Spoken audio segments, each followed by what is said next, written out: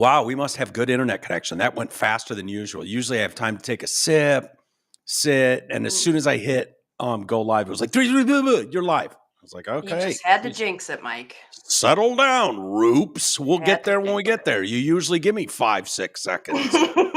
Didn't do it that time. Hello, Ames. How are you? Hi, Mike. I'm Welcome fine. to the show. How are you?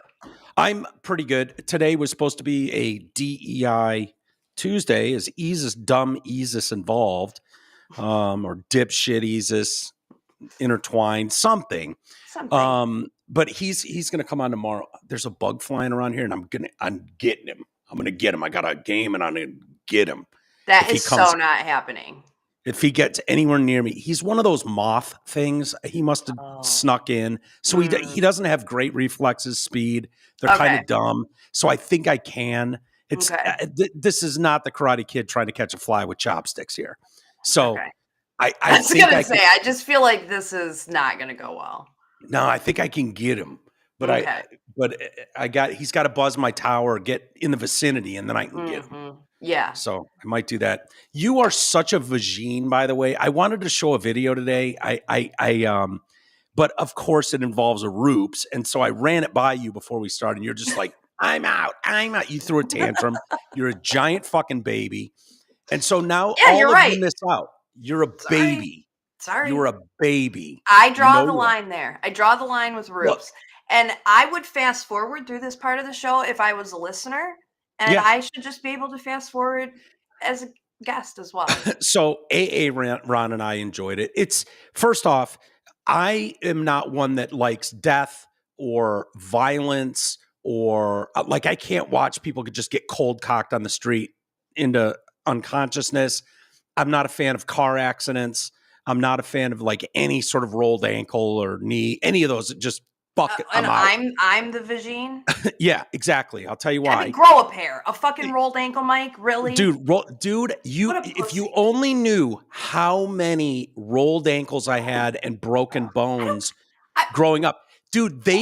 It's like a mental block now. Like my ankle was this big and black, blue, purple, yellow, orange for years on end. My entire growing up, I was in a cast. I just blew it and it hurts so bad. Breaking an ankle is way less painful than spraining it real bad. And I unfortunately sprained it really fucking bad 100 times. And so that particular injury, I can't even look at because it immediately, I feel that pain. I feel that pain again. Right. And then I walk the next. I know. Yes. Fine. You're a vagine.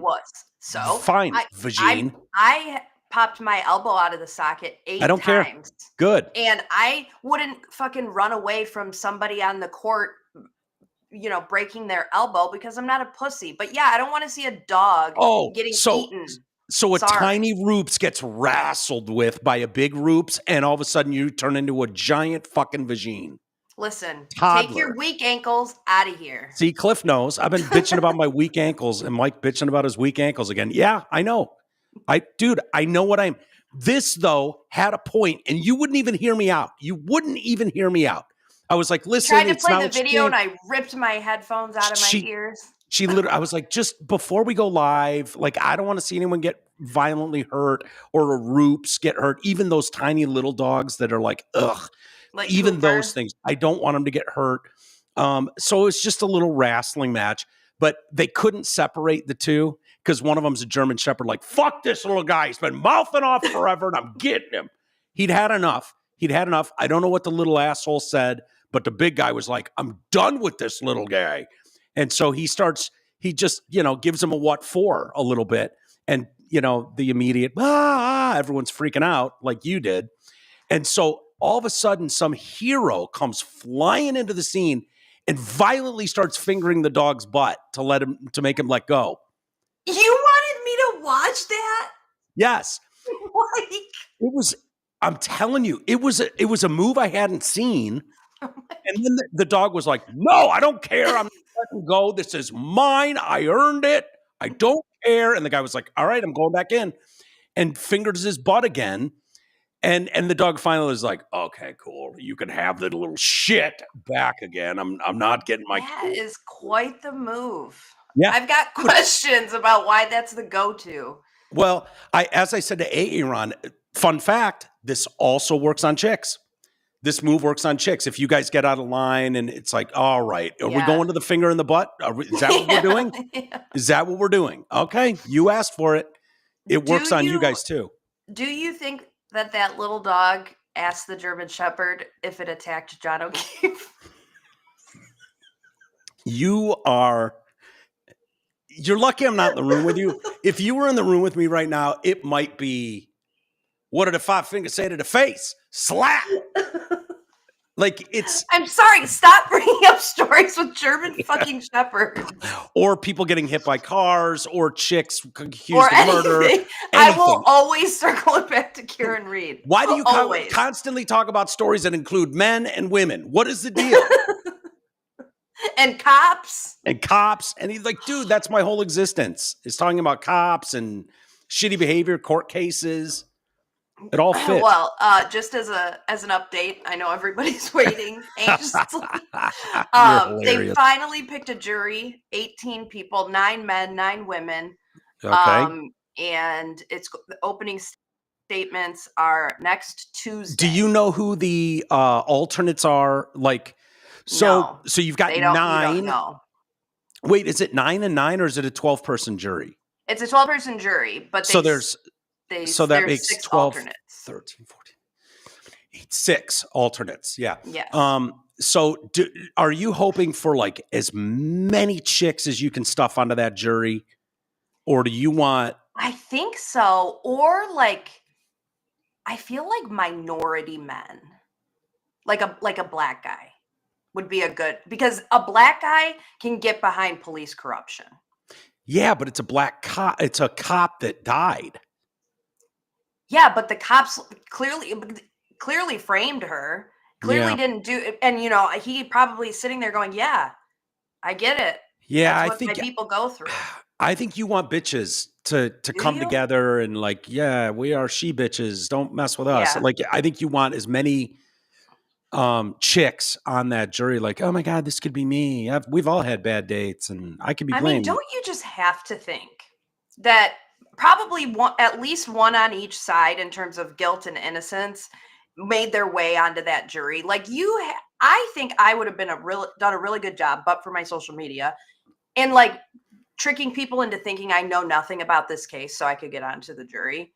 There has to be people. Can they bust you for perjury for that? Because you're under oath. Yeah. If you tell them you don't know shit and then they troll your social media and be like, oh my God, this chick knows more than Turtle Boy.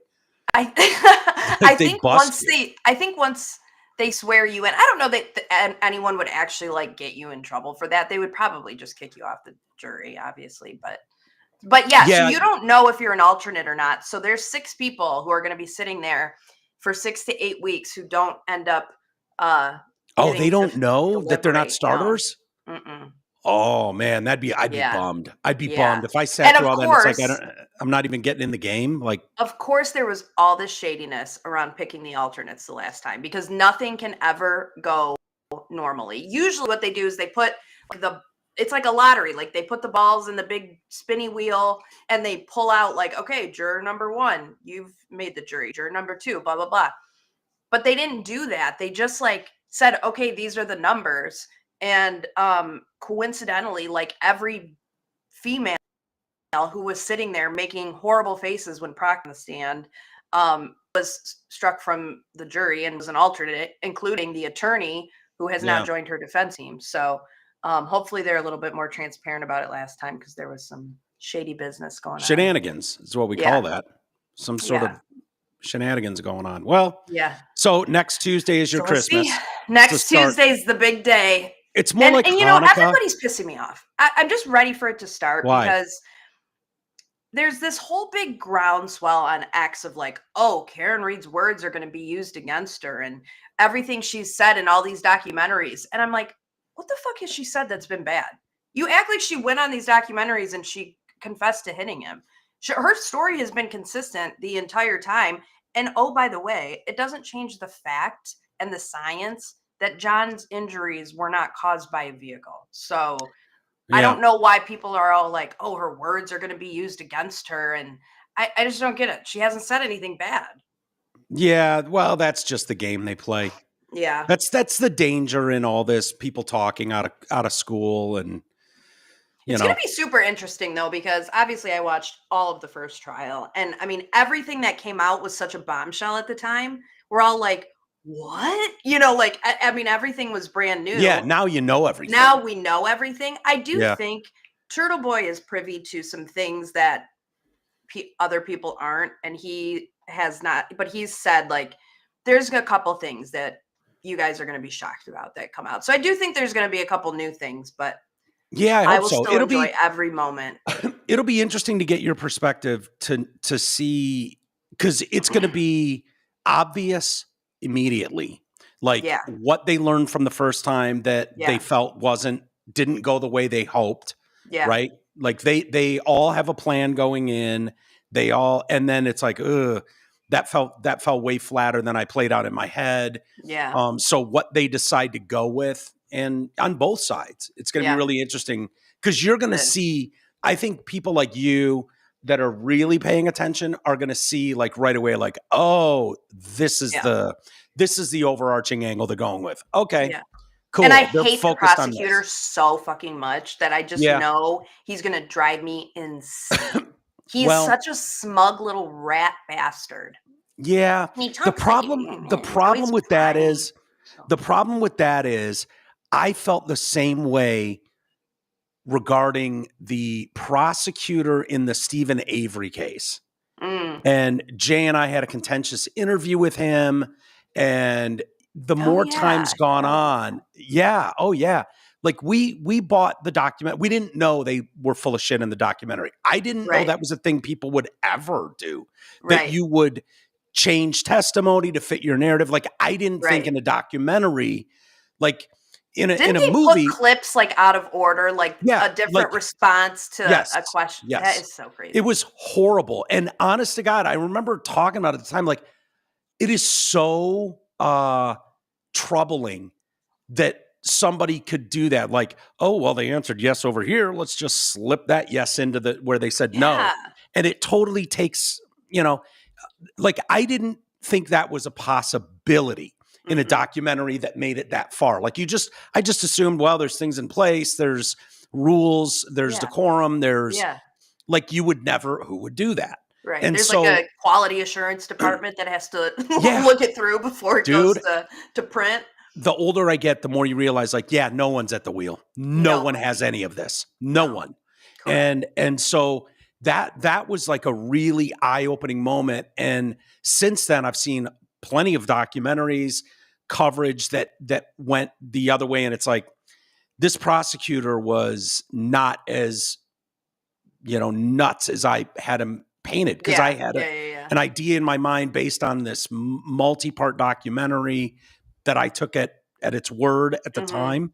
So, I would say to you, like, I could not have hated that guy anymore at the time. Like, smug, doesn't care about the law, just wants numbers. Fuck this guy, that whole attitude towards him. And it's like, in the end, I could admit, like, no, that guy was kind of. Except I haven't watched a documentary about Hank Brennan. I've simply watched his performance in this case, and he's just a fucking asshole. He's gross. Like, he does shady shit.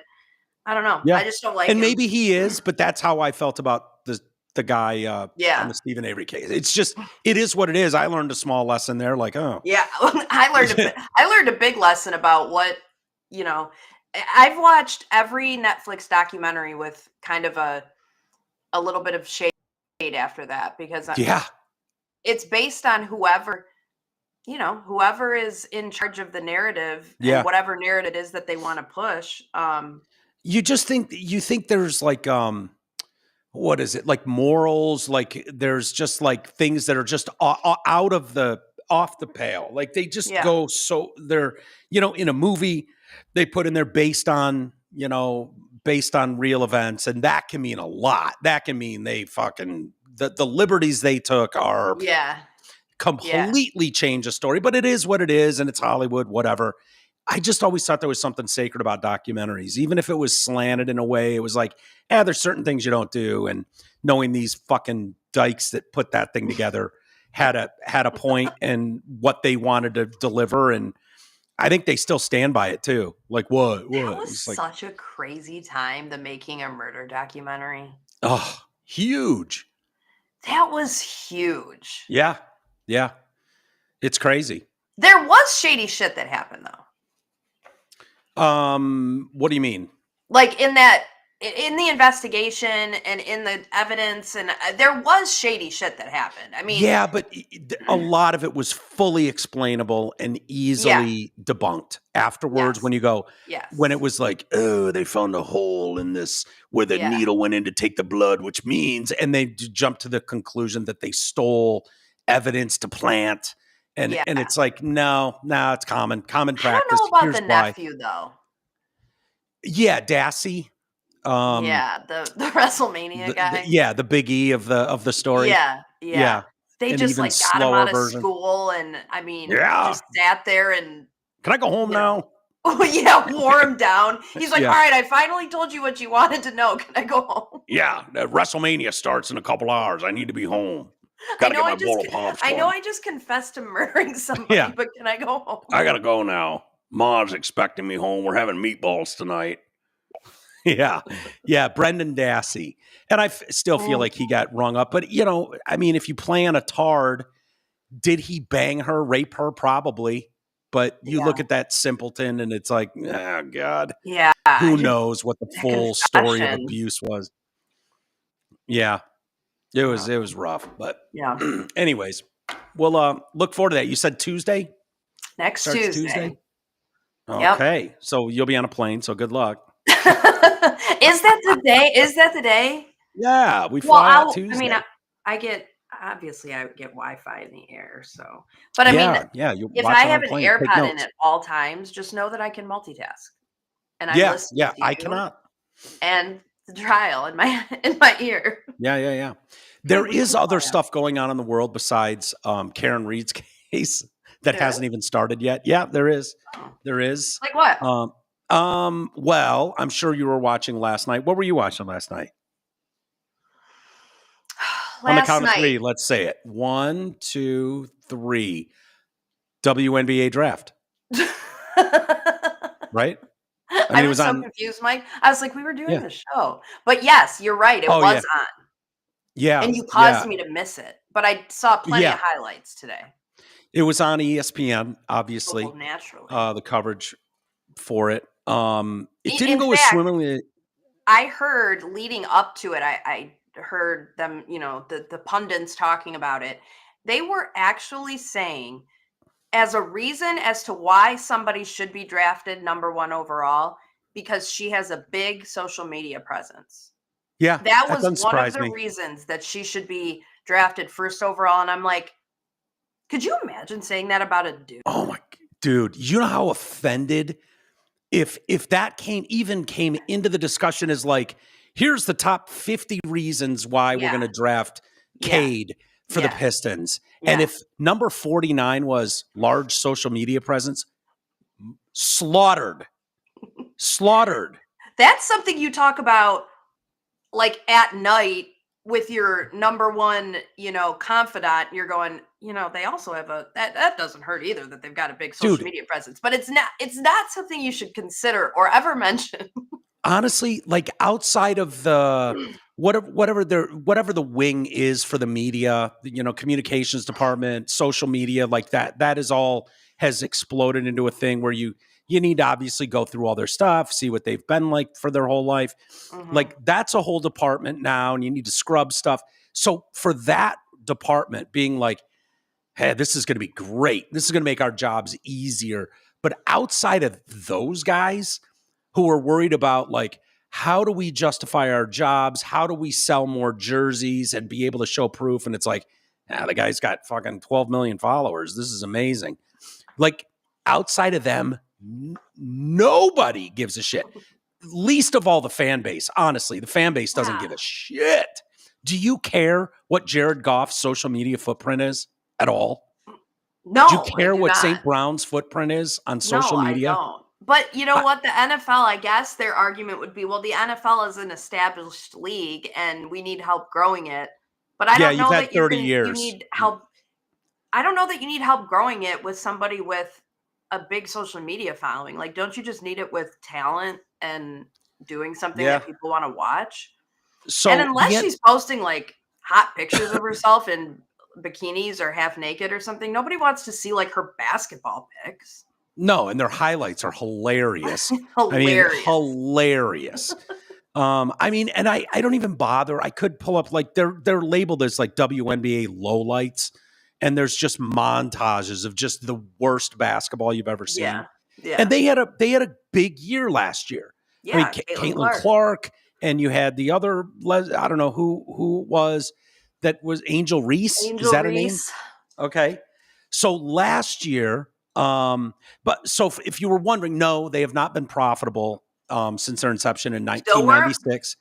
They averaged $10 million in losses each year. Last year, though, big year.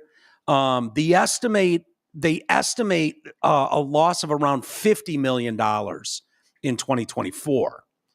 So, in true WNBA fashion, yeah. While the league's popularity has been increasing, revenue still hasn't reached a level where it can cover the league's operating costs. And then they talk about little stuff like low TV ratings, low ticket prices, low attendance, complete reliance on the NBA for funding, high operating costs. Yeah, they've got to fly them private now. Pay gap is one of the things on here. Like the WNBA players are paid. I don't know if you know this, but they're paid significantly less than their male counterparts in the NBA, which is a major point of contention and a potential deterrent to attracting top talent. Okay. So what that statement tells me is there's a shitload of talent out there, WNBA superstars, that just refuse to play in the WNBA because we're not paid enough. Right. I would think that would be a story. Like, here's the superstar who can dunk from the free throw line, but not for $20,000 a year. Right. And I'm so sick of them acting like we're comparing apples to apples here. We're not. We're just not. Because guess what? The mom and pop, store on the corner does not make as much as Walmart does. Yeah. They're not in the same league. So for you to say, well, gee, by golly, the local mom and pop convenience store at the corner, they're not paid as much as the CEO at Walmart. That's not fair. They should be paid the same. Well, no, they're not the same thing. Yeah. And then we find out that the Walmart is paying all the operating costs of the mom and pop on top of it. Right. Like, dude, the WNBA still, listen to this. Like, when we're looking for reasons why, the WNBA still heavily relies on the NBA. I would say exclusively, but you can say heavily. Yeah. Limiting its ability. The WNBA's ability, it's limiting the NBA's involvement, limiting their ability to make independent decisions and potentially invest in growth strategies. So on top of all that, what that is saying is the problem is kind of the NBA holding them back. Oh, sure. Of course. Yeah. I don't even know what would make them successful. Like, if you had a bunch of, like, volleyball, when volleyball comes on, you watch women's beach volleyball, it's like, yep, very watchable. Makes sense. I get it.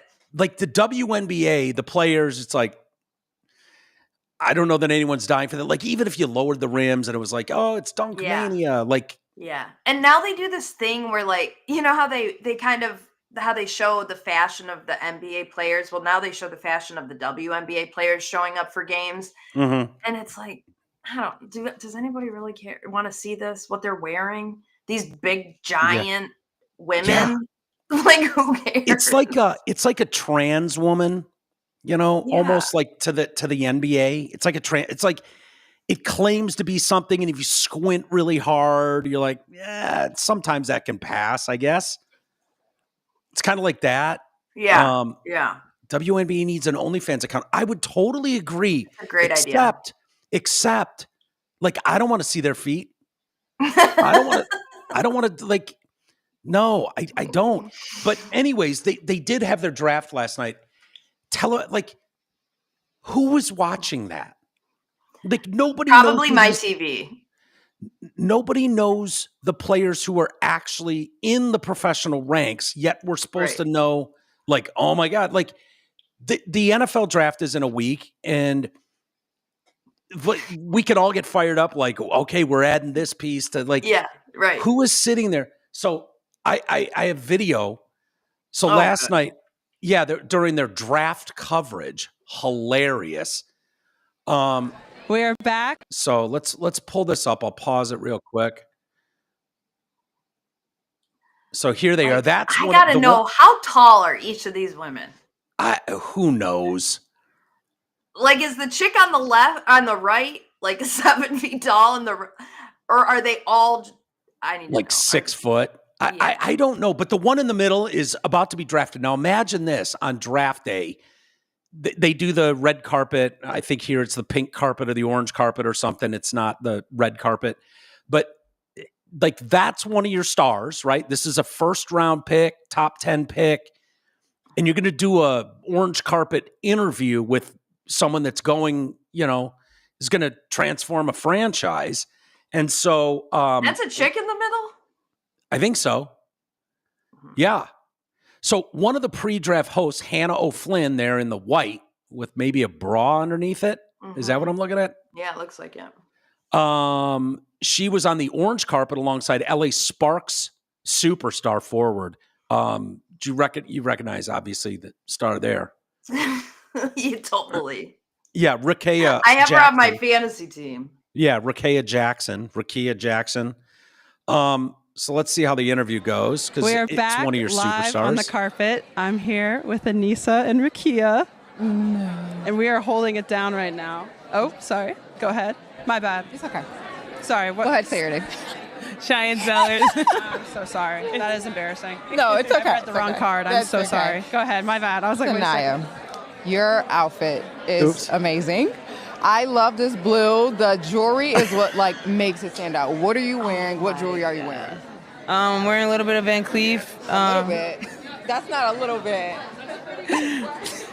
But yeah, and just a nice blue suit, just something simple. Yeah. Look at her toes hanging over her shoes on the right. But yeah, and just a nice blue suit. Jesus Christ. What's going on there, Ames? Mike, I would say that those shoes are a full size too small. No, I am a 9. I am a ladies' 9. Her no, you're not. Dogs were barking, I bet, at the end of the orange carpet. Yeah, that looks like painted stripes on bare feet. Oh, man. That's you wrong. didn't know who you were talking to. That was so awkward. And she knows, like, oh my God, even TDC is going to be fucking laughing at us. Oh my God, we're going to be on TDC tomorrow. I just know it. What would you say if you did that? How would you handle it? I'd probably drop the mic and just walk away and go, what are we even doing here? No one knows who you are. Why are you on the carpet dressed like a man? And we're supposed to pretend like this is some big moment. Like, what are we doing? Does the chick on the left play? Or is she just, who's she? She's just a host. Oh, no. That's Hannah O'Flynn. She's just there to, be, I want to know where that would never happen? The NFL any other draft. sport, any real sport, any real sport. Any real sport. Oh, man. This is cosplaying a draft. Yeah. We're all going to get in on nice duds. The whole country's going to be watching. I don't even know who the fuck this is. Picked in the first round. I'm going to call him by the wrong name. She'll explain herself again. I apologize, by the way. Yeah, let's talk about her outfit. I'm like, but I know you just got engaged. I would love for you to speak on that. And she got engaged. Please tell me that's an incorrect fact. No, that's not an incorrect fact. But it wasn't a few days ago, I believe, which is like a pretty big deal to have that back to back. What was that like? I mean, it was a super special moment, especially for us, and having our family there, but also being able to do the proposal with just us. was super like sentimental, super special to us, super sacred. So I'm just grateful. Yeah. And how was that process of like, those are two very big days back to back, like few days back to back. What was your thought process in that? Yeah, I mean, it was kind of just the days kind of worked out for my family because trying to get them there. And then, she's one of 10 kids. So trying to get our families together at the same time. So getting her family naturally. there. I mean, there was zero thought in my head, Mike, that, well, hang on a second. Go back. With just us. What am I going back to? Was super like sentimental, super special to us, super sacred. So I'm just grateful. Yeah. And how was that process? Do you want to go back like, further? Those are two very big days back to back. Hang on one second. Keep going. Okay. That's not Paige Beckers. No. Paige Beckers is a white chick. Yeah. So they put the wrong days back to back. Sure. What was your thought process in that? Yeah, I mean, it was kind of just the days kind of worked out for my family because trying to get them there, and then she's one. That's bad. This chick over here tried to play this off, smiling, all dressed up in one of the ugliest outfits I've ever seen, is still horrified. She's in her own head right now. Horrified. Yeah, she totally is. Horrified still. Going. Yeah. She's thinking right now about every show in America talking about the WNBA for all the wrong reasons. Yeah. Yet again. And she can't form like a coherent question. No. She's asked twice now in a row. Speak on that. She's asked twice in a row about how insane this is that you and your lesbian girlfriend got engaged and the draft. Yeah. In the same like short period of time. Oh my God. And then she was like, and that chick on the right wants to pummel her. Yeah. Yeah. She's so mad. The blunders kept piling up as you pointed out, the graphics department got involved there and for some reason threw up the number 1 pick in the draft, Paige Bucher's name. By the way, don't you think, like, why the fuck are we pretending this is televisable on ESPN, DirecTV, ESPN Plus? Like, have they not learned? And you could absolutely stream this on X, grab an iPhone or, through your Mint Mobile or Cricket account and just throw this up on X in a live stream. Anyone who gives a shit in the least, like, her family can watch it. Like, why are you holding us hostage to this nonsense? I can't imagine why they're not making any money. Yeah, it's crazy. And again, losing $40 to $50 million last year. So, and I mean, that's just not how companies that are not profitable act. Like, you want to know the first thing to go in a company that's not profitable? Private travel. Are they private travel now? Like this. Are they private travel? I know they charter flights now. They were sticking them in like cargo planes with farm animals and having them stop. Yeah. Once Caitlin Clark joined the league, they switched to charter flights. Is that what they did? So they're on a regular Delta flight or something? No, they're on their own. Like, they're on their own airplane. Just the team. Really?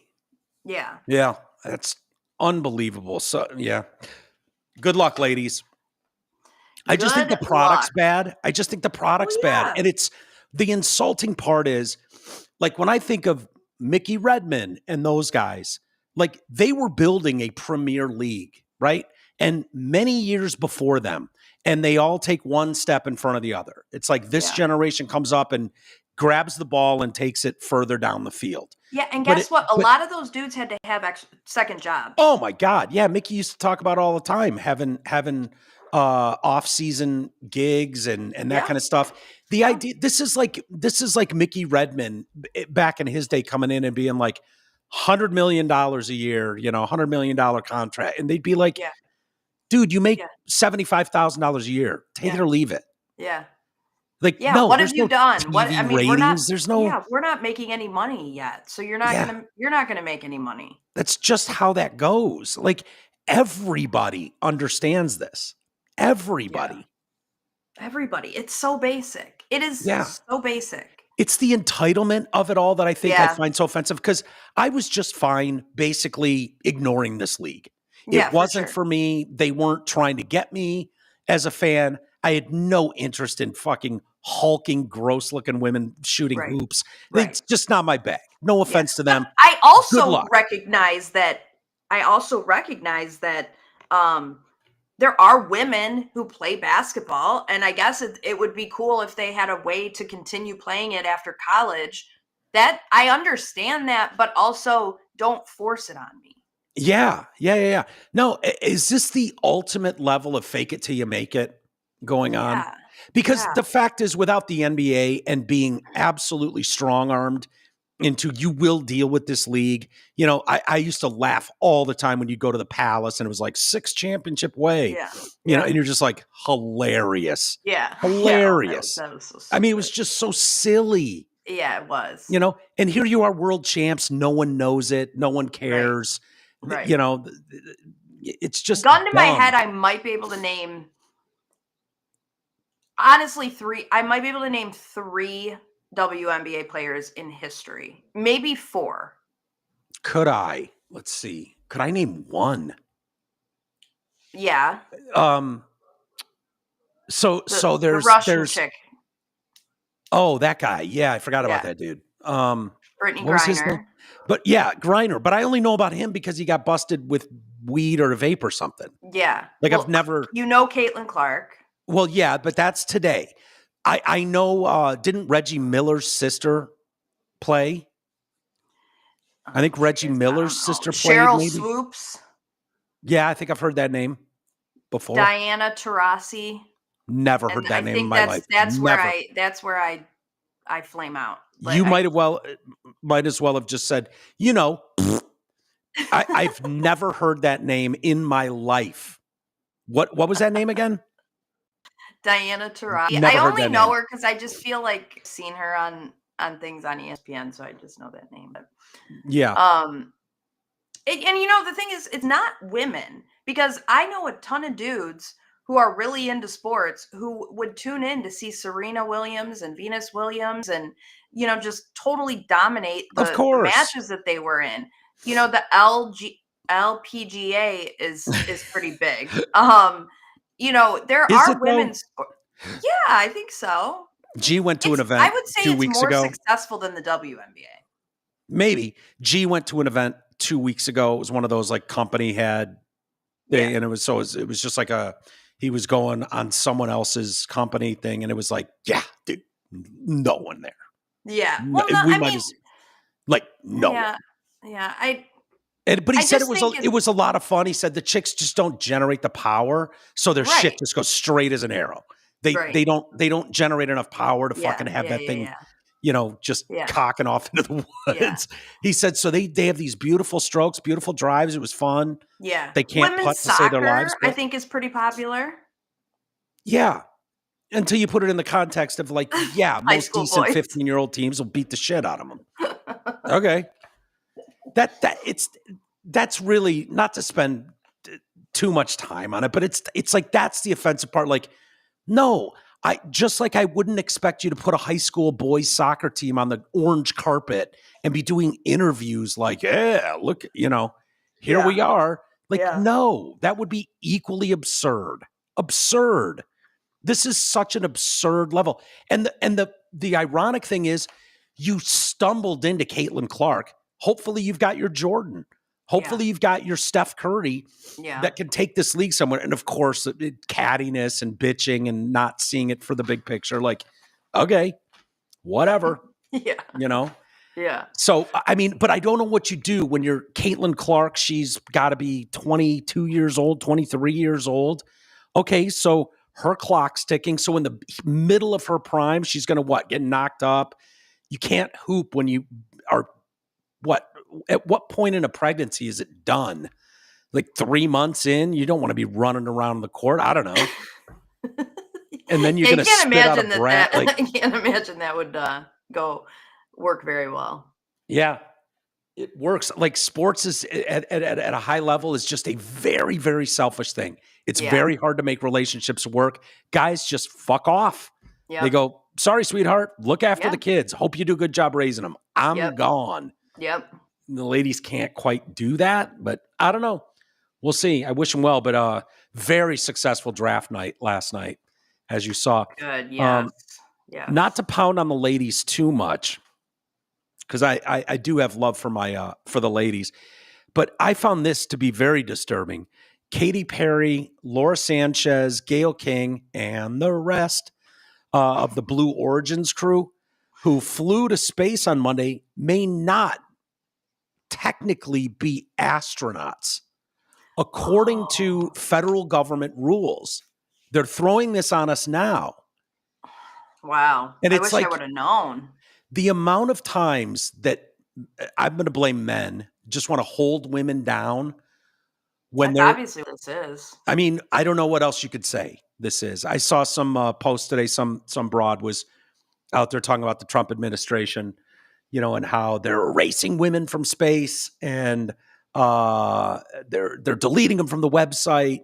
This could just mean there's some funding cuts going on at NASA or something, but that's the takeaway, is they're deleting women from space. And now to see this, that, they might technically speaking anyways, not be astronauts, despite Jeff Bezos dubbing the all-female crew astronauts following the 11-minute puddle jump to space. Monday, the details of the mission on Monday, the details of the mission may disqualify the women from being officially recognized by astronauts by the FAA. Since none of the crew members actually played a direct role in piloting the flight, they may find themselves classified as space travelers rather than astronauts. So, okay. Yeah. So the New Shepard the New Shepard cockpit and capsule were flying autonomously. I didn't realize this. I thought Gayle King and Katy Perry were manning the controls there, but no, it turns out they weren't. And that? They were technically flying autonomously, taking direction from the crew on the ground. Yeah. So you mean I can't call myself a pilot now every time I fly on an airplane? According to this, I don't think you can. I guess I'll have to take it off my resume. Dude, that's a great comparison. That is like you wanting pilot status. Yes. Because you've flown on a plane. Yes. I mean, how is that any different? Seriously. It's not. That is no different. And there's different. I printed a story. Yeah.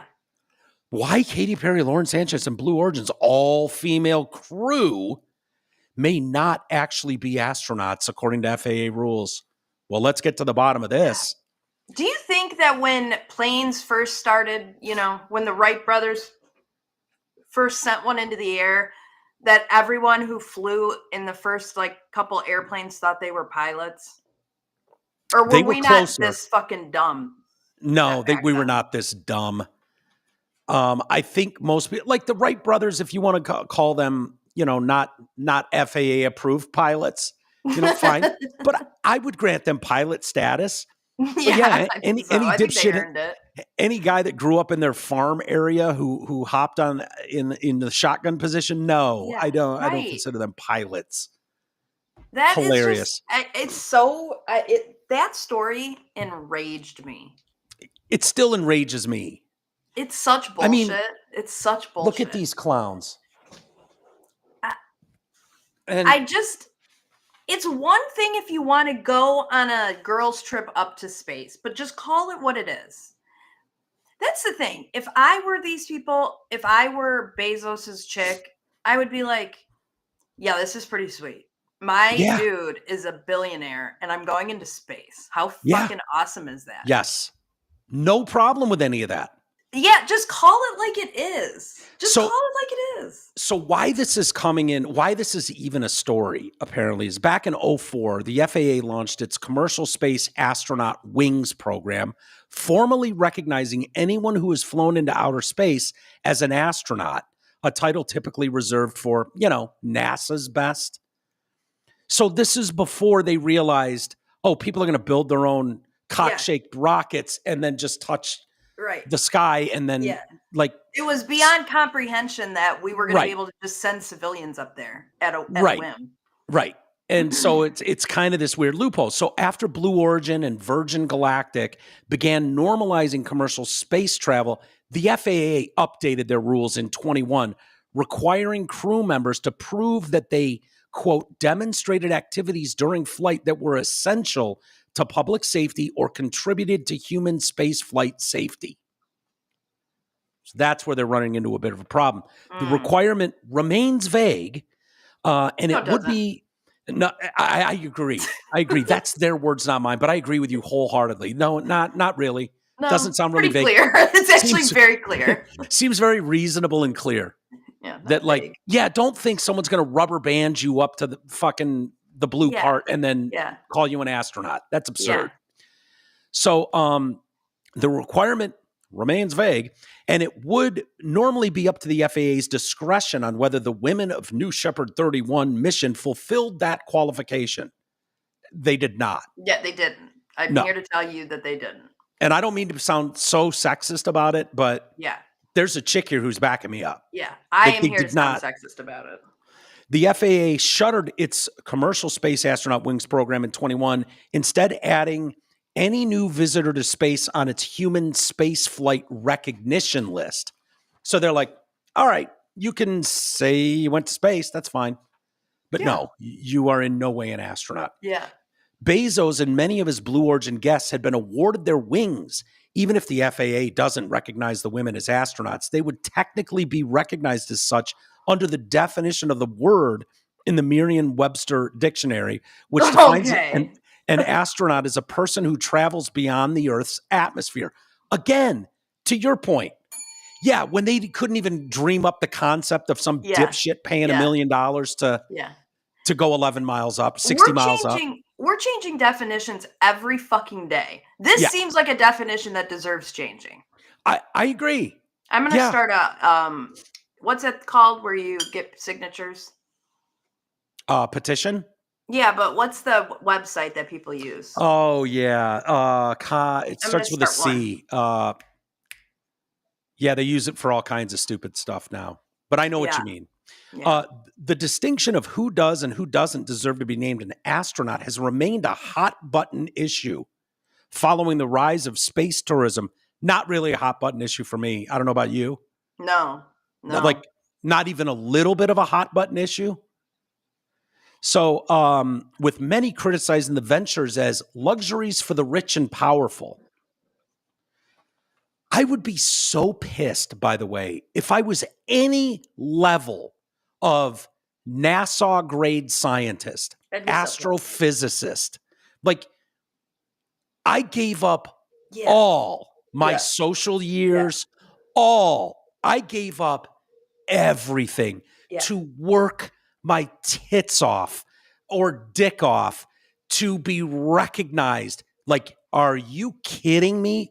This is a hot button issue right now. Right.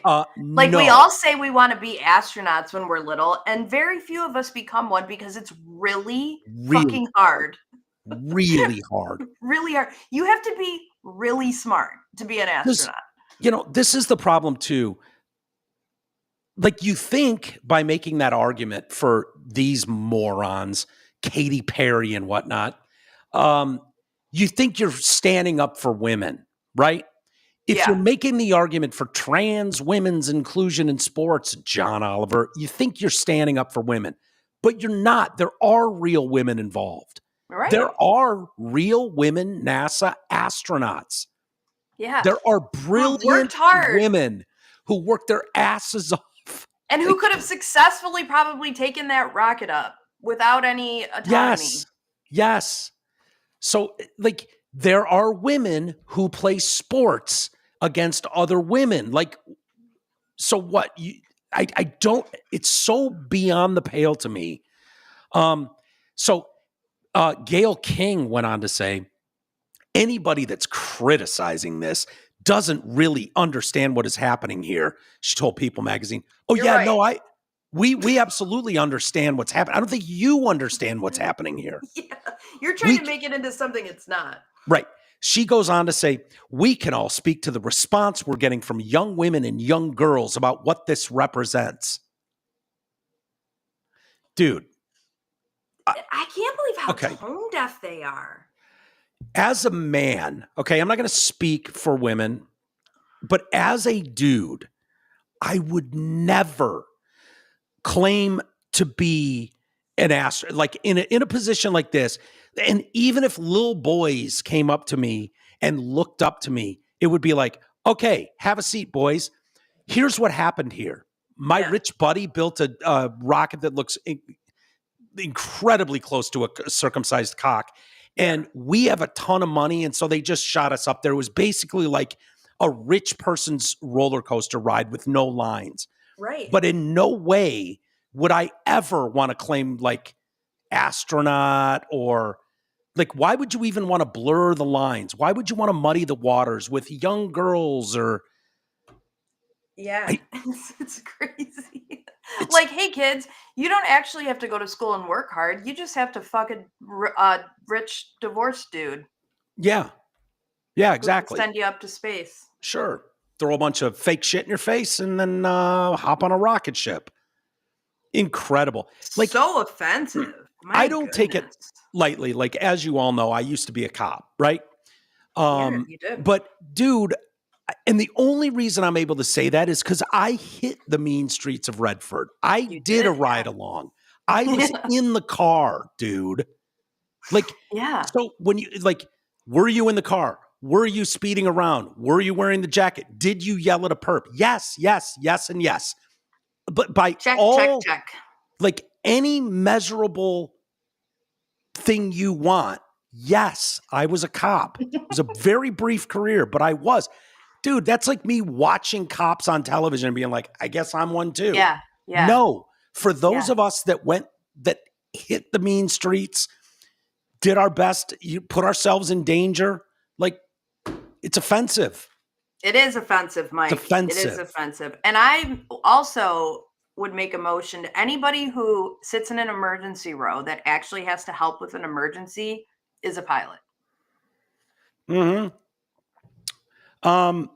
If they survive. My dad had surgery once and I went to the recovery room, technically a surgeon. You are. I was in the hospital. I was bedside. Yes. Fully able to call a nurse. I sat in there for update meetings when they let us know how things were going. I mean, same thing, basically. It sounds like it. You can start calling you doctor. Unbelievable. I mean, are we really that surprised that people who think that, you know, you can just be anything you want with, and even if it's just not reality, are claiming to be astronauts? Like, I'm not surprised by this at all. If I was Katy Perry and someone asked me, like, what do you think about being an astronaut? I would laugh in their face and be like, come on. Yeah. Like, none of them are going to come out and say anything. What I don't understand is, why aren't any of these people normal? You know what I mean? Why aren't any of these people normal? Why can't, if that were me or my sisters or any of my friends, and they would be interviewed and go, yeah, this is crazy. Like, I just went on a fucking rocket. I went on a ride. I had I had a fast pass to space because I'm friends with this. My girlfriend, you know, started fucking Jeff Bezos. That's what normal people would say. You're right. You're right. That's kind of what it is. There must be something like some level of narcissism that is not measurable to normal people that makes you want to be Katy Perry, right? Makes you want to play in front of 100,000 people and get adoration. There must be something that drives the narcissism behind being Gayle King or married to a billion. Like, there's got, and it's probably true of superior athletes, but they're just, that is such a great point that we keep seeing show its face time and again, that we, like normal people, can't wrap our heads around. No. We can't wrap our heads around, like, no, there's not, and I don't know if that's humility, if it's just not used to having people call you out on shit. I don't know what it is. You're just thinking you're so much more important than you are. Like, yeah. And you have this total inability to just recognize what's happening, and you're making it seem as though it's this healing experience for you. What? Yeah. I don't understand how none of them are normal. It just makes no sense to me. Yeah. And how it's perceived, how it comes off. Like, there's no way I guarantee that story was shared on Twitter or X. And I don't even know where I got this story. It might've been the New York Post. Which they would share that link. Other people would share it and comment. That's gotta be 98-2. And one of those twos would be a troll on purpose. Yeah. And then there's got to be this like small percentage of like super Katy Perry fans, that are like, oh my God, yeah. Like, who is taking woman's pride out of a story like that? Like, I don't understand that. Like, no, on any level. Like, Katy Perry has absolute stuff she should take great pride in. I've often said what Katy Perry's first album, I'm a big fan of. Acoustically played, wrote her own stuff, like, talented girl, can sing her ass off, play, and then she went like, oh my God, there's so much more money if I'm Britney Spears, and siphoned off into the super pop world. But there's a lot to be proud of as a female. Like, I would be so offended if I was Katy Perry and they're like, you're an astronaut. It's like, no, bitch, I'm a musician who's wealthy. That's why I just took this super roller coaster ride. Like, don't confuse it. I have millions of adoring fans because of my incredible voice and talent on a stage, and that's enough. Mm-hmm. The things I've gotten to do, the things I've gotten to see the world over are enough. But no, like, I'd smack you if you did something that stupid in my presence on a microphone. Yeah. Like, Gayle King, really? Talking about, you don't understand what this means. The girls and the kids that are coming up to us. Like, what? Yeah. No. I'd be embarrassed. Stop it. Yeah. I'd be embarrassed as a woman. No, they're coming up to you because you're Katy Perry. Yeah. If they were smart, you would invite to that launch every living female astronaut and demand that any of these little girls that are looking up to you meet them and get their experience and story. Right. Like, that would be empowering. Right. Use your celebrity and your power to spotlight these amazing female astronauts that have actually contributed to, wherever this goes in the future. Like, I don't know, but you're right. They're not, we just keep seeing it time and time again that these people are not capable of living in a reality of any sort. It's wild. Anyways, moving on. This story's getting a lot of press, and I'm kind of torn on this one. I understand, kicking people when they're down. You don't want to be policing other people's behavior. But there's a lot of talk ever since Robert F. Kennedy Jr. joined the MAHA movement and whatnot. A lot has come up with SNAP, right? Which is kind of food stamps, basically. Yep. So officials in Arkansas and Indiana today moved to try to ban soft drinks and candy from the program meant to help low-income people, buy groceries. That's the point. So they've become the first two states to ask the Trump administration to let them remove those items from the program, SNAP. So Governor Sarah Huckabee Sanders, she was his press chick, the first administration with the wonky eye. Yep. Yeah. Sarah Huckabee, she's Arkansas's governor, and said her state's request is aimed at improving the health of nearly 350,000 residents who participate in the Supplemental Nutrition Assistance Program, SNAP. It's clear that the current system encourages and subsidizes the overconsumption of unhealthy, highly processed and addictive food beverages. Indianapolis Governor Mike Braun was joined by Robert F. Kennedy Jr. and Mehmet Oz to announce sweeping changes to put the focus back on nutrition, not candy and soft drinks. Come here. Got him. Bare Mike hand, just bitch. killed him with his bare hand. He's still wiggling. Oh, man. Yeah. was a rough couple seconds while I bragged about my murder. Rough couple of seconds. He didn't really know what was going on, though. He was driving me nuts the whole show. The whole show. I'd show you his smear, but... Oh, there he is. Okay. Oh, yeah, look at him there. Yep. Yeah, see him hanging on? I see him. He's having a rough Rest in peace, day. little guy. Yeah, little guy. I have no problem with them if they're not dicks. Stay out of my airspace, man. Exactly. Yeah. Just stay. Don't buzz my tower. Don't be like, what are you guys doing over there? What are you guys doing over there? Right. No. Yeah. Just stay in your corner. I'll leave you alone. I'll leave you be. Exactly. Exactly. He started this. He did. Okay. The Arkansas plan would take effect in July of 26, would exclude soda, including no and low calorie soda. So like Diet Coke, that kind of thing. Fruit and vegetable drinks with less than 50% natural juice, candy, including stuff made with flour, like Kit Kat bars, and our artificially sweetened candy. It would also allow participants to use the benefits to buy hot rotisserie chicken. That's pretty cool. They'll allow that. Yeah. So the Indiana one is blah, blah, blah. Anti-hunger groups oppose SNAP food restrictions, saying the research shows that the program participants are no more likely than other low-income Americans to buy sugary drinks or snack foods. And they say that limiting food choices undermines the autonomy and dignity of people who receive benefits each month. Bullshit. They all eat like shit. Sorry. Yeah, but also I don't care if they eat like shit. If they what do you mean? You don't care if they I don't care if they eat like shit. I mean, really? it's your life. I don't give a fuck what you do. I mean, I just don't like policing what people are doing in their private life. I get it.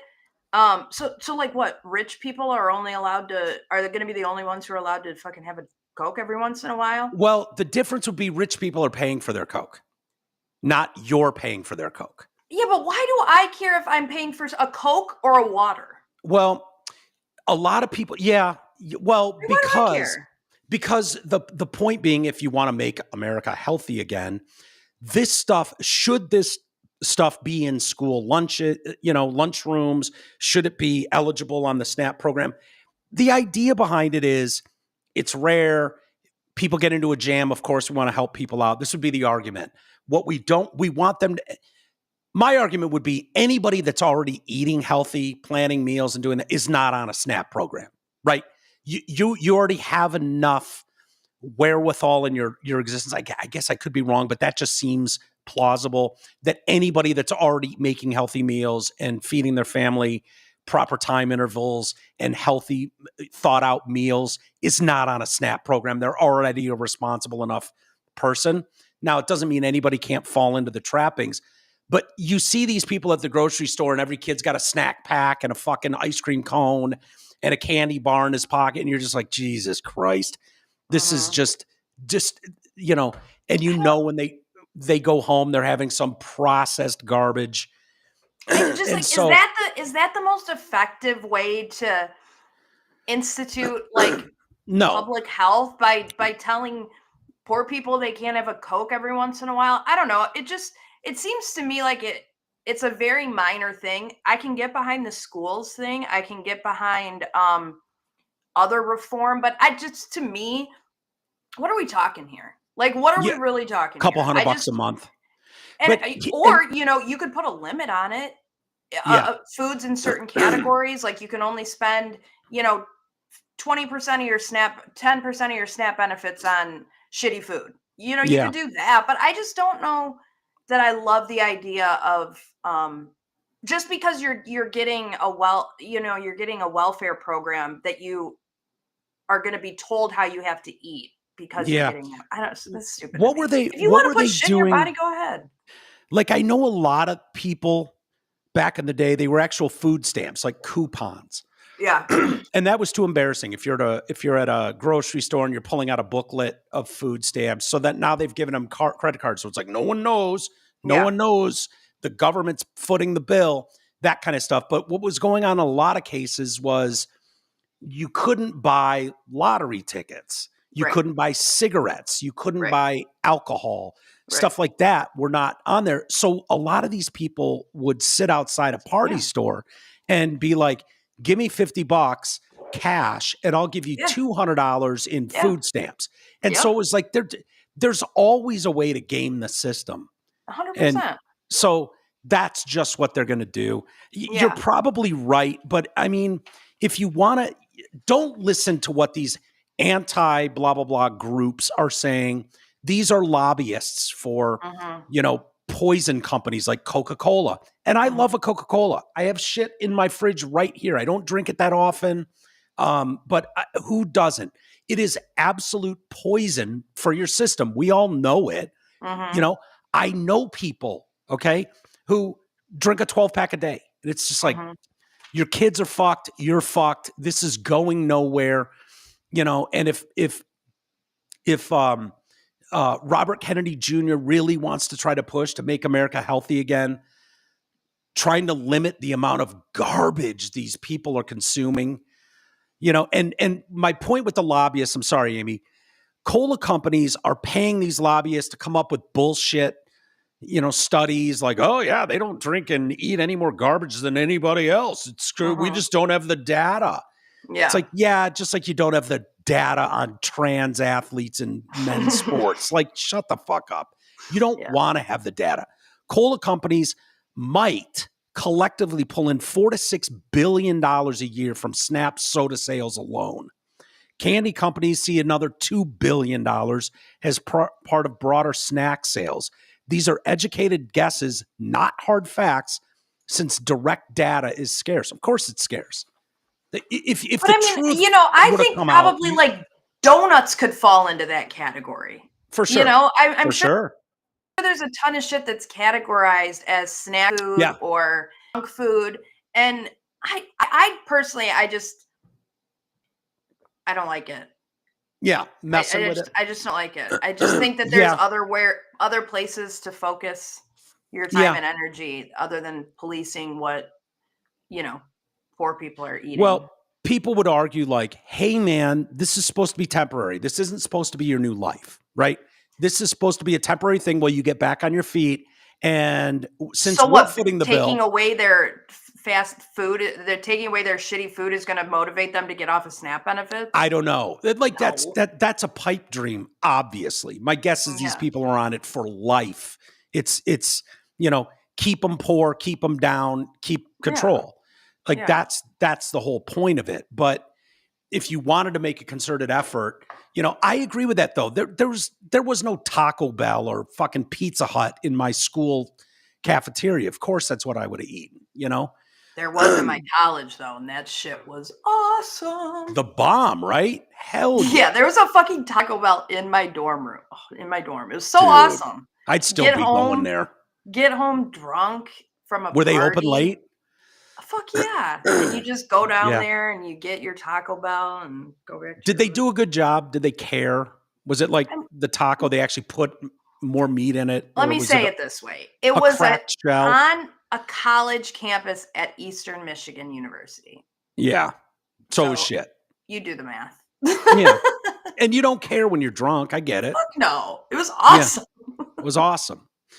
And your meal plan paid for it, which was even better. So you could just get whatever you wanted? Yeah, you just charge it to your meal plan. Dude, that's great. I should have gone to college for the Taco Bell. I would have lived there. Yeah. That's why the freshman 15 is a real thing. Yeah. Oh, that totally makes sense. Totally. No, I see where you're coming from. Policing food for people doesn't seem like the smartest way, like expenditure of time and sources. It's like, yeah. And they're just going to game the system anyways. Do we police, our taxes pay for police officers. Do we tell police officers they can't eat junk food? Yeah, no. But the food assistance program is a separate program that is, Yeah, but you have to think the logic through. The logic of, well, I'm paying for it, so I should have a say in what you're eating. It's the same thing. So, okay, then you're just essentially saying if I pay for you in any way, shape, or form, I get to dictate what you do. And I just don't. Yeah, I understand that, but police are earning their money by working, right? So they're earning the right to do whatever they want with the money they've earned. Whereas you are just going, give me my book every month of money. Just give me my money and I'll, so I get it. I like the idea of maybe just limiting per month. I mean, obviously you can put blocks on it because it doesn't work for lotto tickets or booze or whatever. So if you can put blocks on it, just say, 10% of your monthly allocation can go to junk food. The rest is, Yeah. But why not lotto tickets? Why not booze? I mean, I think that's. By that logic. No, I don't. I think that's a little bit different. I mean, you can at least survive on junk food. Yeah, you're at least putting food in your body. Yeah. Moving on, Carmelo Anthony. Just been charged. Nice, sweet boy. Just a good boy. Wearing a suit. Yeah, I saw him in his suit with his ankle bracelet. Yeah. Looked familiar. He's used to seeing that, it seems. Do you think he owned that suit or they had to run out and buy one real quick? Who knows? Who knows? He's obviously the kid accused of, or actually he just said, I did it, of murdering Austin Metcalf. Had his bond drastically reduced. It was granted house arrest per a judge's ruling on Monday. Initially, his bond was set at $1 million, but a judge agreed to lower that bond to $250,000. He's got to wear a ankle monitor and stay inside his parents' house. And he's bonded out. During the hearing, prosecutors asked Anthony's father about an alleged separate assault involving the accused, which dates only a couple months back on February 4th. Notable, and they don't elaborate on that. So, was there another assault that this kid was involved with? I did read something like that. Yeah. The prosecution also asked why the suspect's family is not using the money donated to an online fundraiser for their child, which is nearing $500,000 now. The fundraiser says it was established by the Anthony family defense attorney. Defense attorneys argued the fundraiser is not a bond fund, but instead to help Anthony's family while his father is currently on leave from work. Sure. Oh, is that how that was sold to people? Mm-hmm. I don't remember that. Yeah, he's just probably uses SNAP benefits to buy junk food. Yeah. Are you fucking kidding me? That fund was not set up to take care of his old man who's just hit a rough patch. Unreal. They're buying a house with that money? Yeah, I don't know what the story. You're talking about the $800,000 McMansion in Frisco, Texas, with the Escalade out front. I believe it's a rental. Are we talking Smart. About Kwame? Yeah, I know, right? But I thought I read that they were going to buy a house, and I bet that their justification would be, well, he's going to live there while he's on house arrest, and he needs somewhere comfy to lay his head before he's getting 3 squares a day in a cot. Yeah, well, what they're saying is we need to move, and I don't know if it's move into that house or move to another bigger house, and hiring private security. Sure, because he's getting because of racists. Well, obviously, and honest to God, that could be someone on Twitter posts NGN, all caps, NGN. We need private security. Yeah, you know what I mean? Yeah. N's gonna N, that kind of thing. There's probably a lot of that. There's people take issue with it. I see it online, no doubt, where they're like, yeah, you brought a knife to a fucking high school track meet and stabbed a kid in an argument. Yeah. There is no argument for this. Yeah. None. Yeah. You brought a knife to a fist fight, my guy. Yeah. Sorry. Good luck. And I know that people are super dead set on, this is self-defense. Part of the law is that it has to be met with equal force. Equal force. So Fist, a knife to the heart is not equal force to a shove or even a punch for that matter. Yeah. I know if you would have just punched him back, this would be an entirely different story. Yeah. And then you could have an assault charge. You could have all kinds of stuff. But bringing a knife and immediately going for it and just stabbing a kid to death in the heart. Yeah. Why are we even having a discussion here? And trying to compare this to Kyle Rittenhouse is one of the most offensive. Mike, it's just there are still people who think Kyle Rittenhouse shot black kids. Oh, yeah, they still do. They still do. Yeah. That is insane to me. Yeah. It's destructive. And also, the narrative painted. You know what else you can't do and claim self-defense is you can't incite somebody to hurt you so that you can hurt them. You can't go, do it one more time. I dare you to do it. Come do it. See what Come happens. hit me. Come hit me and see what happens. You don't get to do that and then be like, well, I told him. Yeah, can you imagine if you're not on your private property, you're at a school, you're at a public event. Can you imagine if every high school argument, interaction that goes south, the precedent is set that, I don't know, man, it's a gray area, what you murdering someone in cold blood. Yeah. Over, he touched me. He put his hand on me. I don't know what they'll do with this, but that's some Aaron Hernandez type shit. Yeah. Didn't he kill someone because he spilled beer on him or something? Yeah, or stepped on his shoe or spilled a drink in a bar. Yeah. I think the Aaron Hernandez one is totally CTE related. Yeah. That one, when they looked at his brain, which you do post-mortem, was like the worst case of CTE in someone that age they'd ever seen. Oh yeah, for sure. So his ability to reason, rational thought, any of that stuff was probably cooked. But this family spending this money, the attorney Mike Howard and the dad started the legal funds. They were primarily for legal, is the wording. Primarily for legal. Mm-hmm. Okay. Mm-hmm. So I don't know what that means. It's got to be at least 51%. Yeah, right. So, but why not? I mean, if BLM taught us anything, there's been no accounting, there's been no justice. Black Lives Matter is a movement. Patrisse Cullors and her lesbian tranny girl boyfriend, wife, husband, ended up with 4 houses. Yeah. Around Canada and LA and whatnot. So what's the problem? Yeah. There's no accountability for that. No, it's people donated to a cause for Black lives, and it was thrown in the fucking garbage. Yeah. Essentially. Yeah. So these 2 clowns could further an agenda and hook themselves up.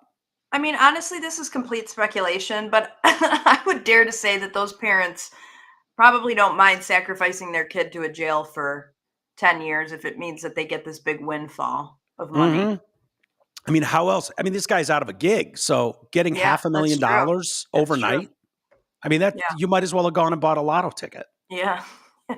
It's unbelievable. You just assume. You just assume. Okay, lawyers are going to milk this. They're going to spend every nickel of $500,000 on some bullshit defense. But it's really troubling seeing the discussion turn online, and it's like watching the OJ trial all over again. Mm-hmm. Really, you're going defense for just cold-blooded murder. Right. Unbelievable.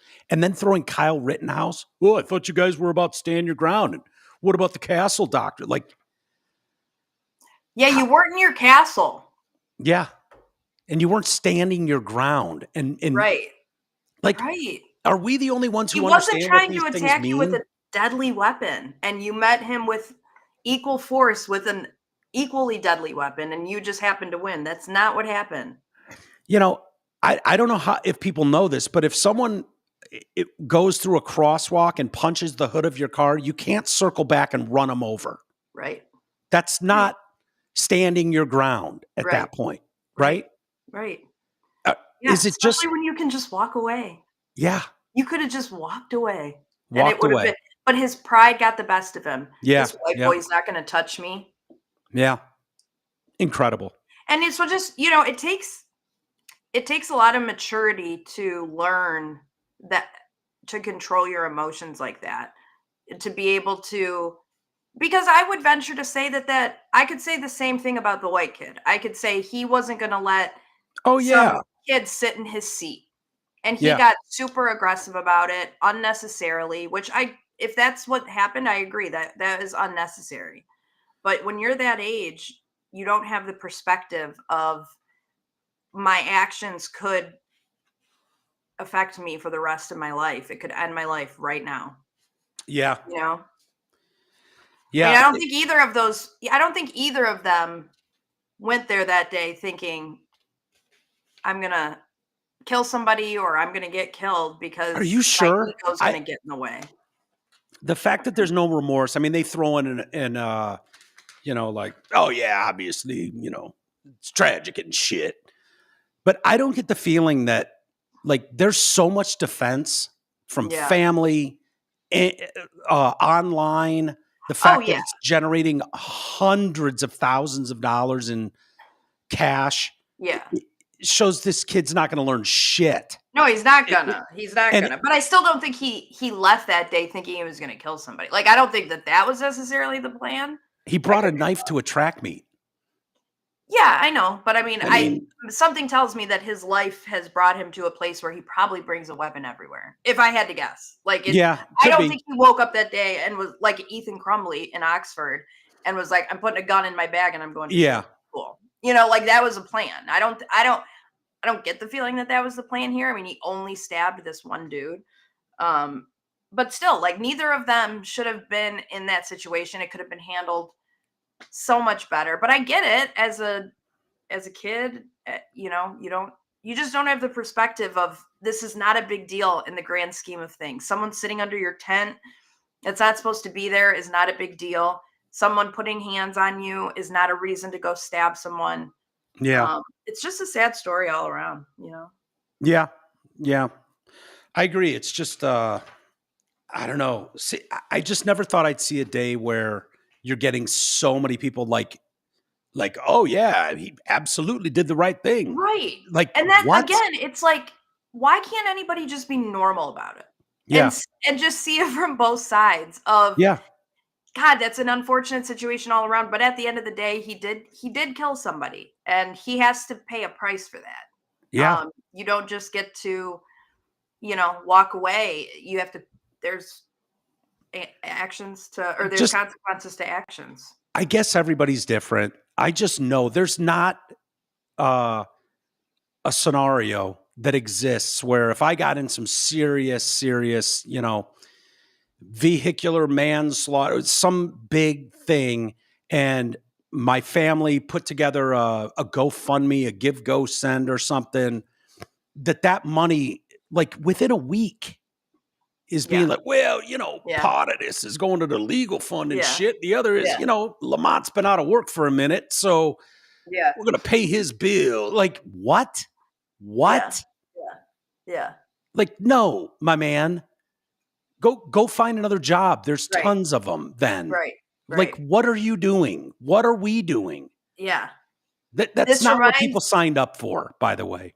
This reminds me of a situation where I was following this court case. I'm not going to mention which one, but they started a fundraising for a defense, and all the people that were against this person wanted it shut down. Once the attorneys came out and said, "Oh, we're working pro bono now," it's reached the point where we've racked up $2 million in attorneys' bills. There's no way she's going to be able to pay us back. Mm-hmm. And so everyone was like, "Oh, well then, you should do an accounting into where all that fundraising money went." It's like, hey, dickheads, do you think the hotels that they stay at for all of these trials are free? Do you think that the experts that they have to fly out here and they have to eat and they have to bribe? Do you think all that shit is free?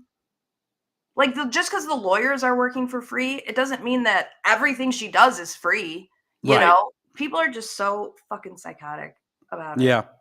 Because you know what? I guess that guy should be able to raise money for his defense fund. I believe that. If there are people who want to spend their money, I would never do that in this scenario, his fact pattern. I would never do that. I have full disclosure. I've donated to Karen Reed's defense fund because I truly believe that she's innocent. Sure.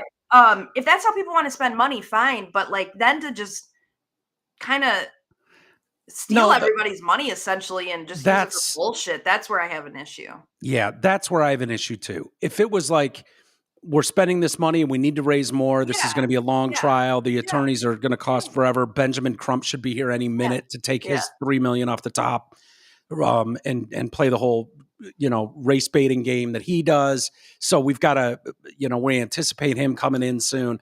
Like, that's fine. It's the problem I have is, because you're right, you want to spend your money, but Black Lives Matter really bothers me. Oh yeah. That raised, you have to be transparent about it. So much money, and it was all bullshit. It was all, they just took you. They just took you. Good-natured people thinking, finally, someone's going to do something. And the thought they had of like safe playgrounds going up in inner city neighborhoods where these kids can get a chance to get ahead in a safe environment. Maybe we can pay for security at some of these locations with tens and tens and tens of millions of dollars, if not hundreds of millions of dollars. And no, you just fucking stole it, made party houses for you and your tranny, lesbian, boy, girl, husband, wife thing. If it didn't go towards their houses, it went towards LGBTQ. Right. Black trans. And shit. Yes. It's just a scam. And it's like this one. Fine, you want to raise money for defense. People want to help that. It gets national attention. And you want to try to raise funds on the back of that. Hell, we raised funds to help with the studio. And if listeners want to help out with that, like, great. I have no problem with any of that. But this, you find out now that Dad's hit a rough spot. He's been out of work. And, what are you doing in an $800,000 house? And now with an Escalade in the driveway. And, we're going to bail the kid out, obviously. And then we got to, cover our bill. It's like, what? What are you doing? Yeah. It's insane. Insane. Lighten it up. This mom's been slammed. I don't have the video here, Aim. I wish I could play it for you, but I'll describe it to you. Because I don't have TikTok. I think I have it on my phone, but I don't have it where I'm pulling the videos. But this mom, Brittany Polster, posted a video to TikTok showing her son Rocky on the floor near the checkout counter playing with a pile of... First off, who names their kid fucking Rocky? Like, what is that? Hey, Rock. Can you imagine marrying a Rocky? Like, what are their parents, big fucking boxing fans from the 80s? Like, what is going on there? To be fair, insane. My Rocky is not actually Rocky. What's his name? He wasn't actually named that. No? No. It's like Cece's not really Roops. Exactly. Okay. Everybody just kind of gets a nickname. Yeah. Well, this is a real Rocky. Rocky's a decent nickname, though. Yeah, if you can kick ass, I figure you got to be in a lot of fights. It's a dope nickname. Yeah. Sometimes when I tell people my husband's name's Rocky, they're like, really? That's sweet. Really? Yeah. Yeah, I would think people would challenge you. Like, oh, you think you're Rocky? All right, motherfucker, let's go. Yeah. Yeah. I think you'd have to put up with a lot of, I want to slide under the radar. I don't want to come in, like, my name's Mike Tyson. Yeah. Oh, really, motherfucker? Like, no. Nope. So this toddler is seen behind the register at the checkout where the woman is ringing the stuff up, the worker.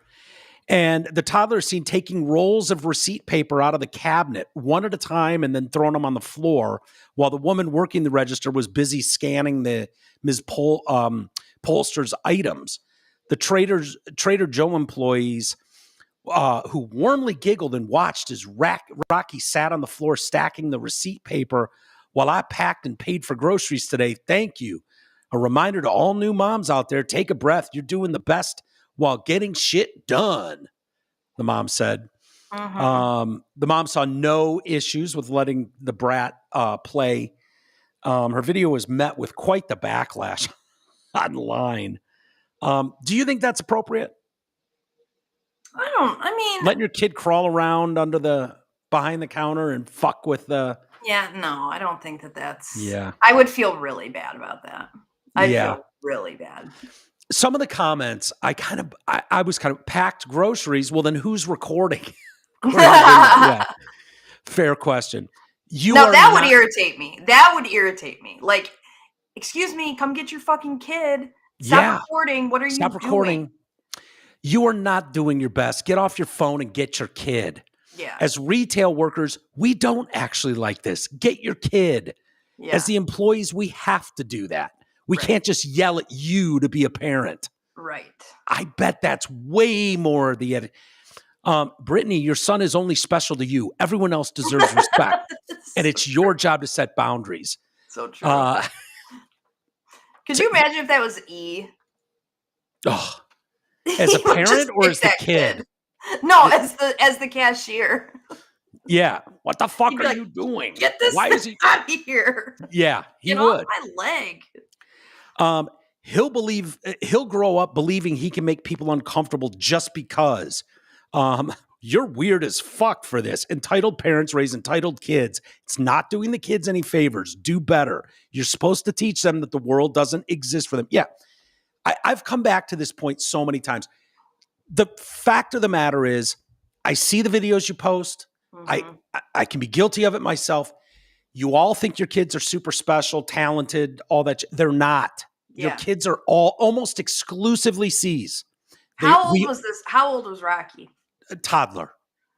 Why couldn't he sit in the cart? I don't know, because Rocky can do whatever he wants. Yeah. He's special. They're not special or viewed by others as anything but in the way, is how most people think of your kids. That's just, there's C's, there's a bunch of B's, there's a very, very small amount of A's. They go on to be NASA female astronauts or surgeons. Now, in society, we understand that most of you are C's. I'm a C. Amy's probably a B, B+. But most of us are C's. Almost all of your children are C's. They're not impressive. They're not hot. They're not anything. So as a society, we want to limit the D's and the F's. Yeah. Right? Like understanding most D's. Or the D's and E's. Okay. D's and E's. Fine. We want to limit those as much as we can. And that's your job. We don't expect you to raise anything but a fucking middle of the road cog in the machine. Yeah. C, right? Yeah. Don't create more. Don't create average. Yes. Shoot for average. Don't try your best not to create more D's and E's, because then the rest of us have to deal with them. Yeah. And when stories like this, I'm not saying Rocky's a D or an E, but mom is not helping him to be at least a C. Right. Most people look at the kid and go, yeah. Yeah. For sure. Fuck out of the way. Yeah. How would that lady like it if someone came to her work and just dropped their toddler off without saying anything? Yeah, they wouldn't. And then if you filmed it while it was crawling around under your desk in front of them and filmed it. Yeah. No. That's just rude. It's just rude. Yeah. It's very rude. Your kids have two choices in that scenario. They wait in the cart or they help you bag the groceries. Yeah. Yeah. That's your job. That's your job. Don't stop creating D's and E's. Yeah. You're well on your way. Use Instacart. Mm-hmm. That's not bad. That's not bad. Lastly, Bill Belichick. We'll do one more. Do you have time for one more story? Sure. Okay. Bill Belichick, who's North Carolina. He's head coach in North Carolina. Yeah. His emails are public records, right? Because he's at a public university. He's asked for his 24-year-old girlfriend, Jordan Hudson, to be copied on all emails sent to him. No. Yeah. That was my reaction. No, Bill, no. God, the pull of the vagine is just... Do you even understand, Amy, the power of the vagine?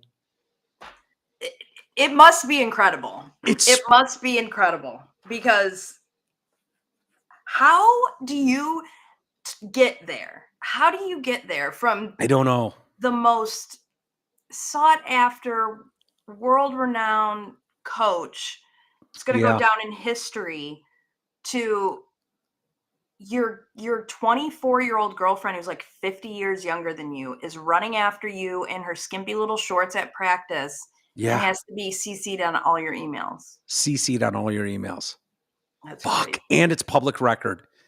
That makes her correspondence with UNC also are a matter of public record. Well, the Atlantic got a hold of some of them. Oh boy. So she's expressed some concern about fan comments. Oh, this is so going the wrong road. Oh boy. 24 years old, grew up in the internet age and social media.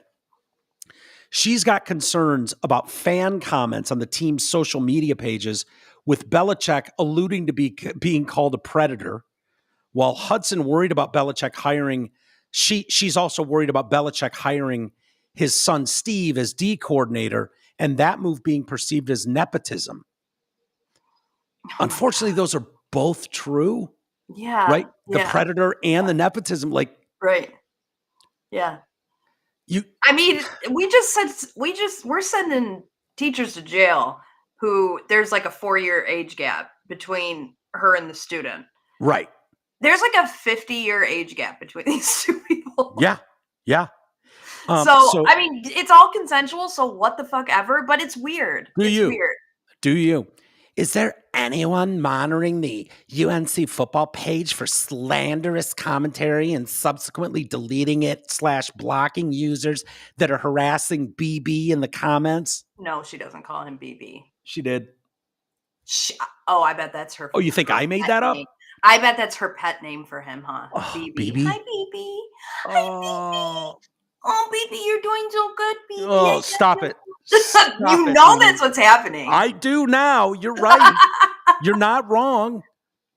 Oh, that is fucking brutal. That's brutal. I bet he can't hire any hot chicks either to be trainers or anything. I bet she's got something to say about that. Yeah, you're probably right. None of the masseuses, they're all going to be male fucking masseuses now in the training rooms. At UNC. I just think he's like, yeah, honey, yep, you just you monitor the social media. That's what I need you for. You do that and just make her feel important. Do you think there's any chance on earth that she doesn't at some point during the season go, oh my God, I want you to run this one play? 100%. She's doing that. She is Kelly Stafford for the coaches. Like, you know how Kelly Stafford will be like, yeah, we had such a hard week out on the field. It was so hard for us this week. But you didn't fucking do anything. What are you talking about? Yeah, what are you talking about? She's going to be the exact same way. Oh, BB and I were we were up late thinking about plays. And the first play, BB ran. The first play, BB ran was my play. Oh, my God. And she's going to tweet about it. Yeah. Oh, my God. And God forbid that play work. Never hear the end of it. She'll think she's a coach. So she's just relegated herself to a life of no kids. She doesn't have any.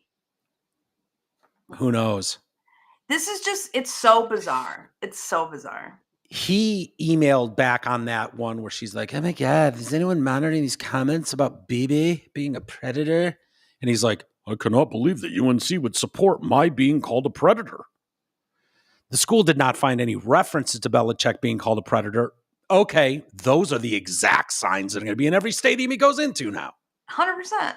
Like, you even having this exchange means a guarantee that movie posters from the Predator are going to line every stadium. Yeah.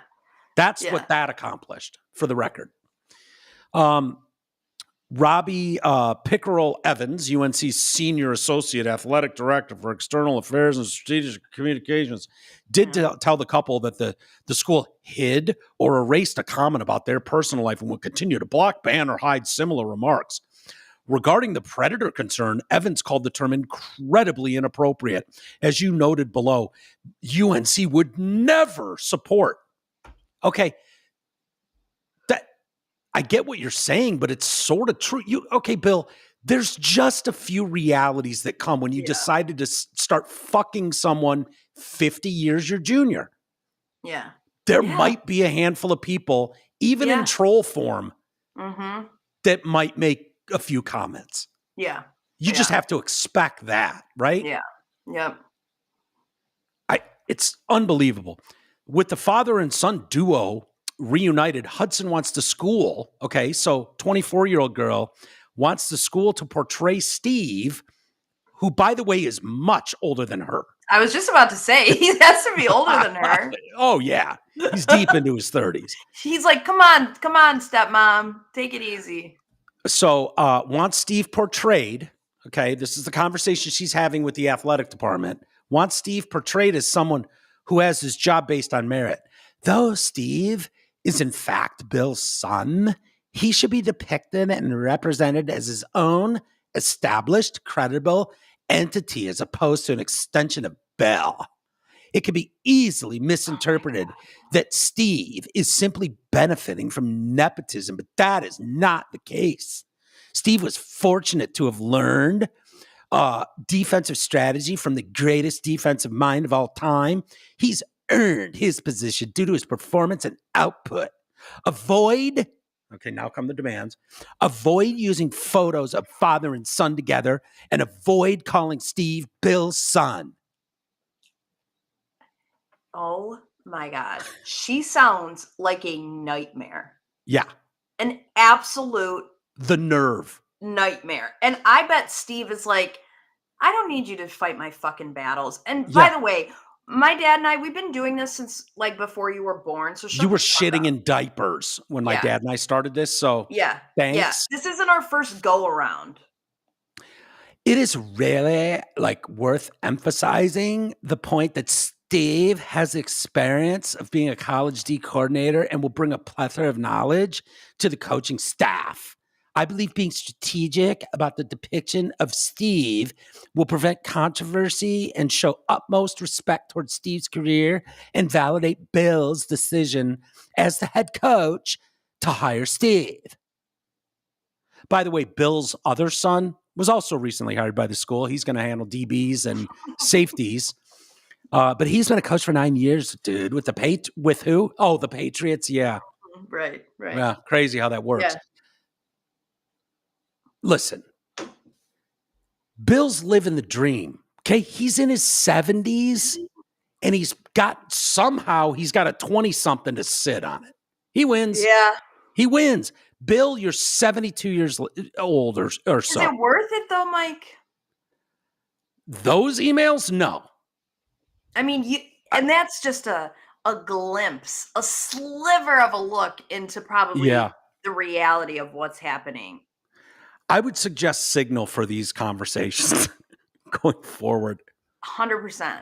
And I just can't imagine a situation where I started emailing all of Rocky's fucking coworkers and making demands.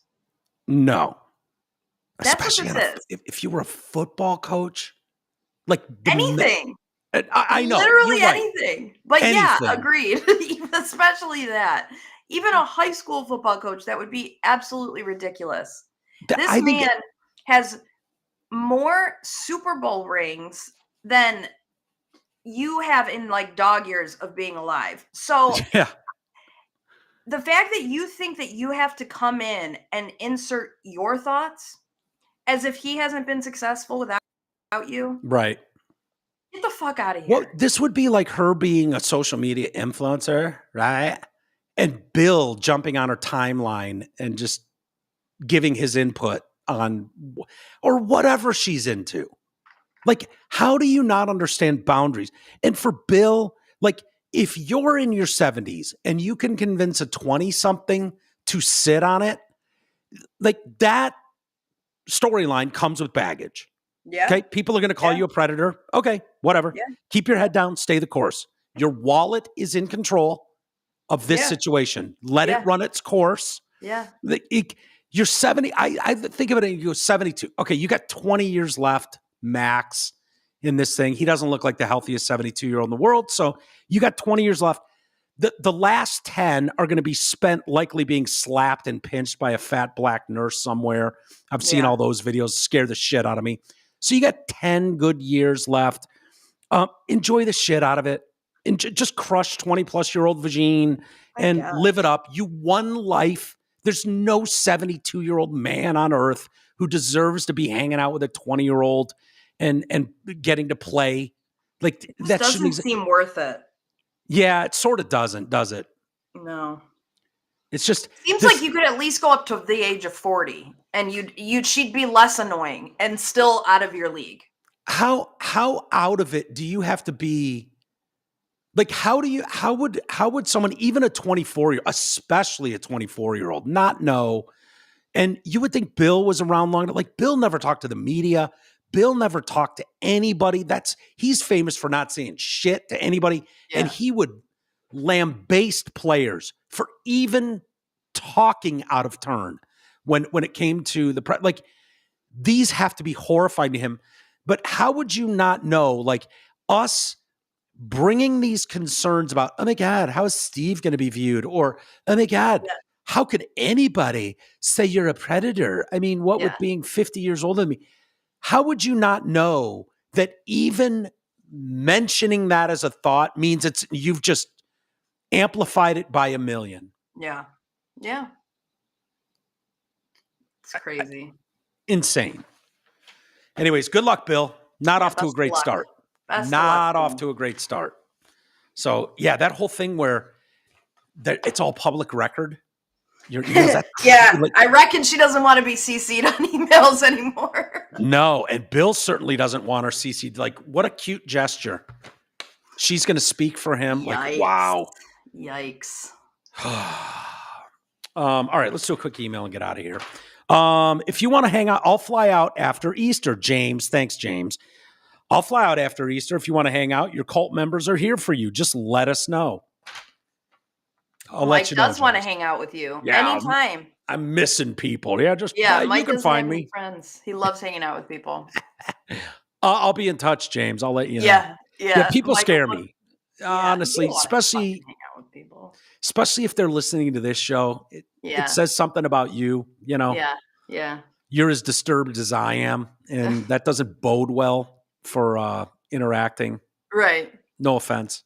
Right. So no, I'm just kidding. You guys are great. All right. Let's call it a day. Ames. Wait, Mike, I wanted to show. Oh no, do you have a fucking Karen Reed update?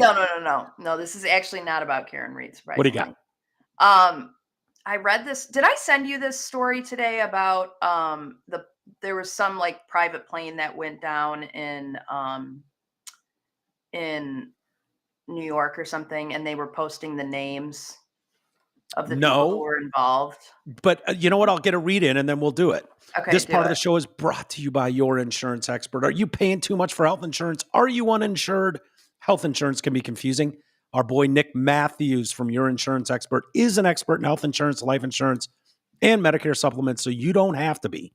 Call Nick Matthews at 248-914-1173. Please call Nick. He will change your insurance outlook. I promise you. He's the best. All right. What do you got, Ames? So I'm just scrolling through Instagram this morning, and I'm reading top former college athlete among 6 dead in New York plane crash. And look at the fucking name that's circled.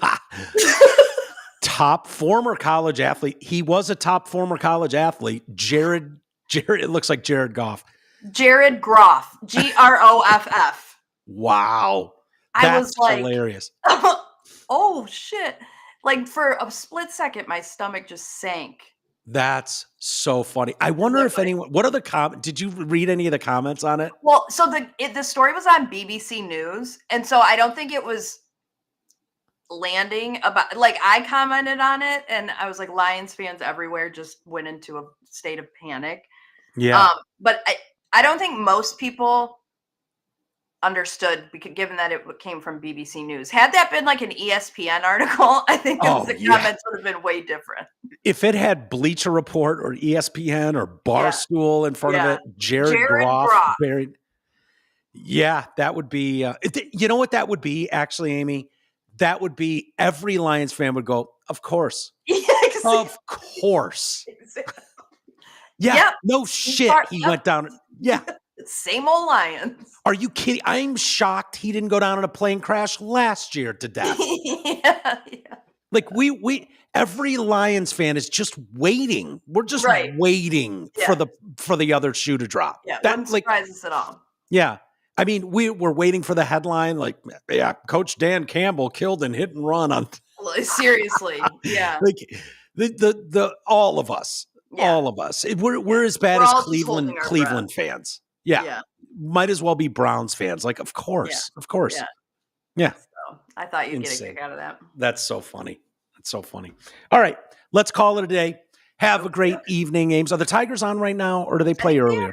I think they are. Thank you for the login. Did it work? Yeah, hell yeah, it worked. And you were able to watch the games? Yeah. Oh, yeah. Cool. I haven't because it's been right in the middle of prep time, but I'm at least getting updates and kind of knowing what's going on and knowing that it worked out. Yeah, dude, I've got my Giants updates, my Tigers updates, and I'll start watching when I can. So I'm excited. Awesome. Yeah. But I think I got a notification like, the Tigers are about to start. And I'm like, shit. So I don't know. I can't remember if they're on now, but I'm excited. The Pistons are going to start. Hell yeah. Have they announced the date yet is that this weekend? Well, the play-in games start today and we play the Knicks. Let me see. Knicks first. Yeah, we're in though. We're not in some stupid play-in. Yeah, we're in. What's the schedule? I want to say Saturday, but that could be Saturday at 6 p.m. Yeah, I looked yesterday and it was still to be announced. So it's Saturday at 6? Yep. Excellent. Yep. What do you think? Do you like them? They were 3-1 against the Knicks this year.